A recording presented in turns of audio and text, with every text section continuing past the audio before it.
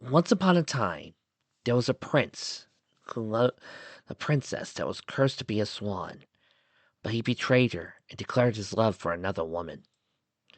There were so many endings for them. His love for the cursed princess overcame the betrayal, and the two lived happily ever after. He realized that death was betrayal, and so embracing his cursed princess one last time, the two hopeless lovers drowned themselves in her lake, together in death as they could not be in life. He realized his betrayal too late. Now destined to be a swan forever, the cursed princess flew away, and the prince was left with his grief.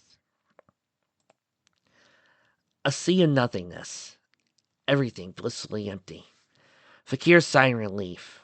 He had been so weary for so long now, carrying all the burden of doubt, of a heavy past of his own. Why should he be laden with memories that all the rest had left behind?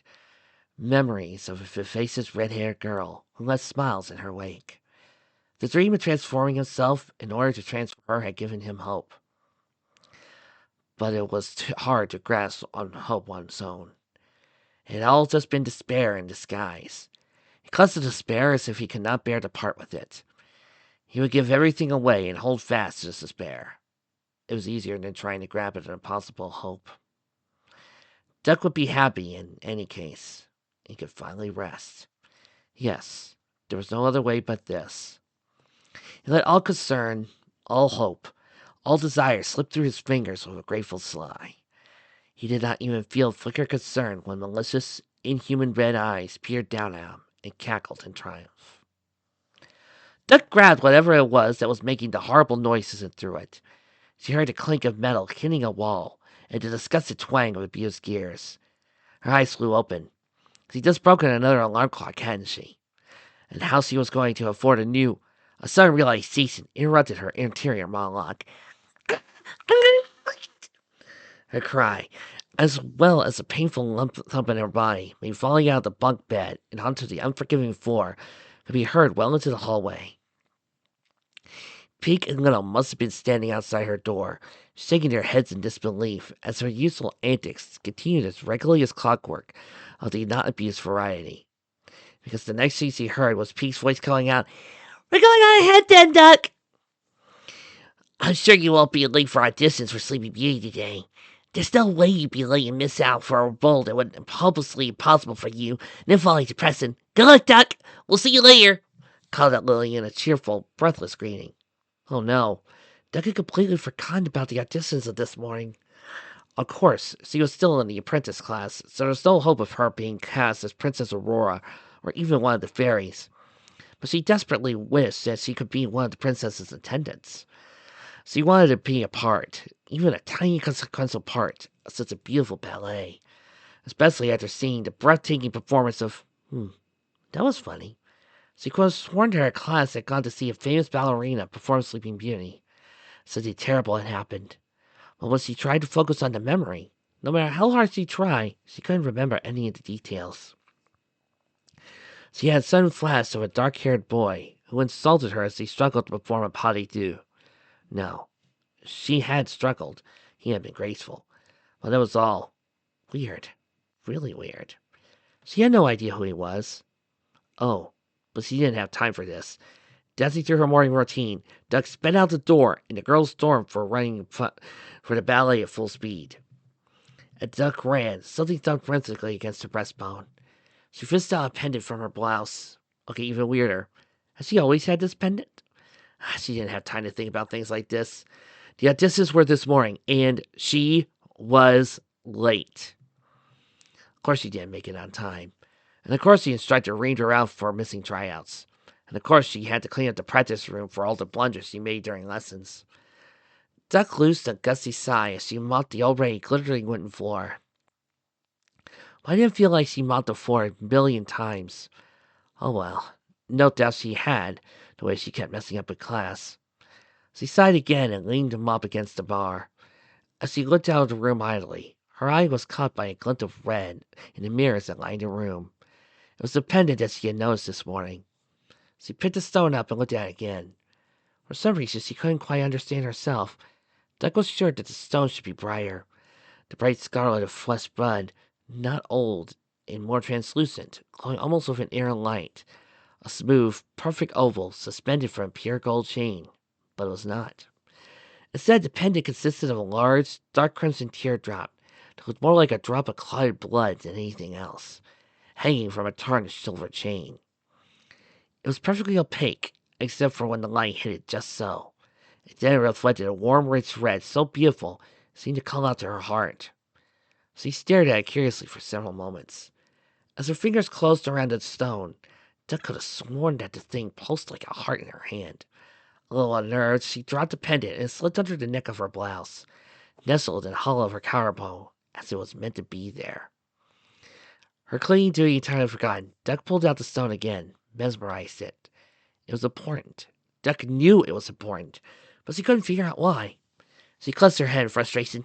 God, what's wrong with me today? She wailed. It was like that the next day, and the next, and the next.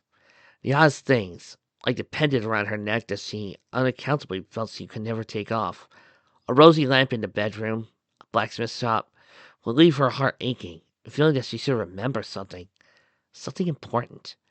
But no matter how hard she searched her memory, nothing came to her mind. Has he always been this absent-minded? Well, she brought this concern with Pink and Lil. They looked at her oddly. At least Pink responded, well, I guess you've always been scatterbrained, but what's wrong with that? You're happy and you do well enough at school. She concluded with a careless shrug, and not to skate by. She amended after a moment. Lily had been much more effusive. She grabbed Duck's shoulders and shaking them so hard that Duck was certain her brain had been rattling out a skull from it, all the while exclaiming, oh, poor Duck! You feel so sad about Sleeping Beauty and just as you realize that what a failure you are, fall into a terrible depression so you can escape your problems, pretending to have amnesia. How did you? So terrible. Don't worry, you always have our support. It took quite some time to free herself from that chokehold. In the end, she decided not to ask her friends about the dark-haired dancer she remembered like a fragment of a dream. Another frustrating day of trying to figure out what exactly it was she couldn't remember. Another evening spent cleaning the practice room floor. She had been too distracted in class to concentrate. Finished at last, Duck put away her mop and bucket and absentmindedly started heading for her room in the girls' dorm.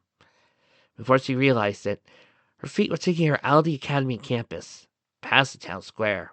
She found herself beside a duck pond.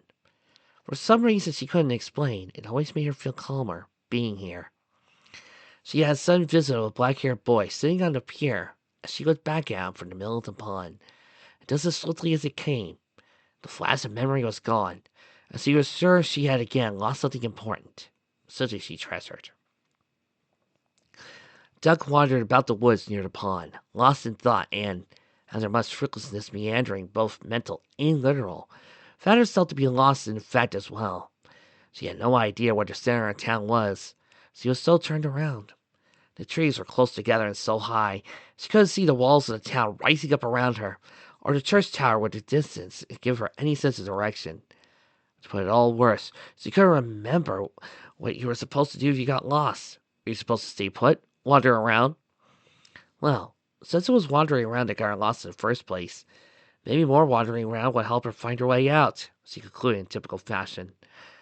Her decision made, Duck resolutely stepped forward in no particular direction. At last, the trees started to thin a bit, as she found herself in a clearing. It wasn't a pleasant woodland glade, but almost barren instead. The ground was rough and uneven, as if the roots of the massive tree was no longer there, still insistent on their presence. Duck stepped out of the trees. As she walked about in the clearing, looking around curiously, she entirely missed the low rock in front of her. She tripped. Instead, falling a few feet to the ground, Duck felt as if she were falling through infinite light. Ah, child, a voice sighed, like wind whispering through the tree leaves. I had hoped you would come. Who are you? Asked Duck, as she felt herself falling further and further. She could feel the voice smile somehow. I used to collect memories, it answered, building them ring by ring around myself from all who came by to try their power to spin tales. I am the timeless oak tree. At that, Duck frowned slightly, even as her slow, unending fall continued. Why are you waiting for me to come? Do I know you? In a way, rustling wings answered back. You knew my daughter and her daughter. Now Duck really was at a loss. As far as she knew, there were no talking trees in her acquaintance, let alone a family of them. Maybe Lily was right about the whole crazy thing. Something of her helpless confusion must have conveyed itself to the tree, because the next thing she heard was the creak and snap of branches swaying and cracking in a gale, the cracking of a massive oak holding lightning in its own. And then, remember, instead of an infinity of light, Duck was falling through an infinity of memories. A yellow duck swimming in a pond, watching a heartless prince dance. A monstrous raven that pecked at the prince's heart. An old man offering her a sparkling red pendant. A dark, tortured princess. A puppet wishing for a heart. My daughter, the tree whispered. Countless others. But the face she kept returning over and over again was a glowering, dark-skinned, dark-haired boy with green eyes. They were at times sharp as a blade, and in others gentle as leaves. Duck remembered then. His dance with her at the Lake of Despair. The battle with the monster raven. His promise to stay by her side. The forced contentment in his eyes after she had turned back into a duck. His despair as she began to forget him. All the fog in her mind fastened before her sunlight. So you found it. The answer to all she could not remember. The precious things she felt she had lost. Fakir, she thought. Fakir.